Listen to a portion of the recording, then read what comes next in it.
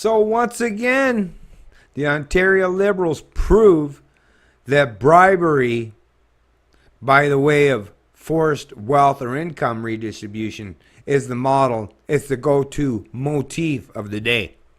And since, the elections are coming up within a year, you're seeing it now, right? So whether it's this minimum wage increase to $15 an hour, or now, listen to this stuff. Listen to this, folks. Ontario offers public servants 7.5% raises. Union links unprecedented move to 2018 election. Gee, you think? A 7.5% raise, right? Where's the government getting the money? I mean, have you paying attention to the government of Ontario's finances? How fucking deeply they are in the red? And yet they're promising a 7.5% increase in the wages for public sector employees. Yeah, if that ain't about vote buying, if that's not about, bribery, pure abstract bribery. That's I mean, I don't know how other way to describe it other than, hey, I'll give you a little bit of this, but you have to support me. How is that not bribery? That's pure fucking bribery. And that's how politics works in all of these Western democracies now is you just keep, you get the people that are the squeaky wheels and you keep giving them a little bit of grease, a little bit at a time. But what you're doing is you're taking away from the productive people that aren't squeaky wheels, that aren't whiners, that aren't bitching, aren't moaning, right? That are just willing to stand strong and have resolve and just take care of business and deal with their own situation no matter what good or bad may come of it. But that's the thing. They take from the producers to give to the parasites. And the parasites love it at every stage of the game. Toronto. Ontario is offering public servants a 4-year contract extension with 7.5% raises, which, if ratified, would avoid possibly contentious bargaining before the next provincial election. The Ontario Public Service Employees Union workers would get a 1.5% increase on July 1st, then 1% on January 1st, 2019, and another 1% every 6 months for the life of the deal. The approximately 35,500 workers and correctional staff represented by OPSEU, OPSEU, are employed across the public sector, from administration and enforcement to social work, IT, and laboratory staff. The possible deal follows the Liberal government's successful offering to teachers and education workers of 2-year extensions that came with 4% raises and more than $275 million in additional funding. So like I say, it's all about buying votes, folks. This is the world we live in today where it's all about to maintain their power. They just keep, and how's the government paying? It's not like Kathleen Wynne's fucking rich to the point where she can just offer all these people money herself. No, they're stealing from you. The private sector people that are being, constantly fucked with continuously. Your paychecks, you're seeing the purchasing power of your paychecks decreased on a continual and regular basis. But they're still willing to take even more from that to give to people to buy votes in the here and now so they can maintain their position of power and their status as the majority government in Ontario so they can keep their socialist system intact. Unfucking believable. OPSEU President Warren Smokey Thomas called the scope of the latest contract extension offer unprecedented and said he suspects it is related to the June 2018 election. Something tells me he's not going to reject it though, right?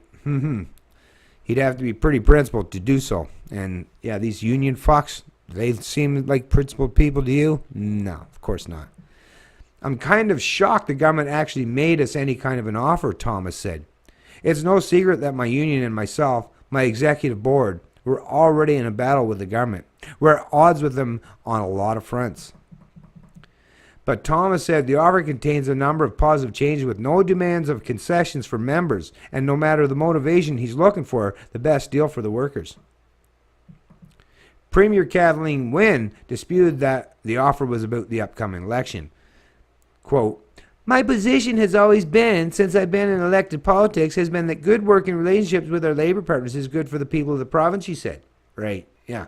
Like I said, Kathleen Wynne is a fuck. I mean, if Kathleen Wynne had her way, Ontario would be full 100% socialist with no capitalist underpinnings at all. For many years now, the government has been able to offer public sector workers only small increases as it worked to eliminate a multi-billion-dollar deficit, but the budget is now balanced, she said. Balanced? Oh, what a sleight of hand with numbers they do play, right? Yeah, just forget about the fact that Ontario is the most indebted sub-sovereign, which means not a government for an entire geographical landmass, but like a province or a state in the entire world. Forget about that 300 plus billion of debts, but now we're saying, hey, look, we found a way to fudge the numbers, so it looks like we've eliminated all of our deficits. So hey, look, we got money to spend all of a sudden. Like I say, don't look back there. Fuck, don't even think about the debt that's already there, right? What the fuck? One of the reasons that we've been able to come to this position now where we are able to balance the budget, where we're able to make investment, is that we've worked very well with our labor partners, Wynn said. The last deal saw OPSU workers get no raises in 2015 or 2016, a 1.4% jump or lump sum in 2016, and a 1.4% raise in 2017. The contracts are currently set to expire December 31st. Members are set to vote in ratification.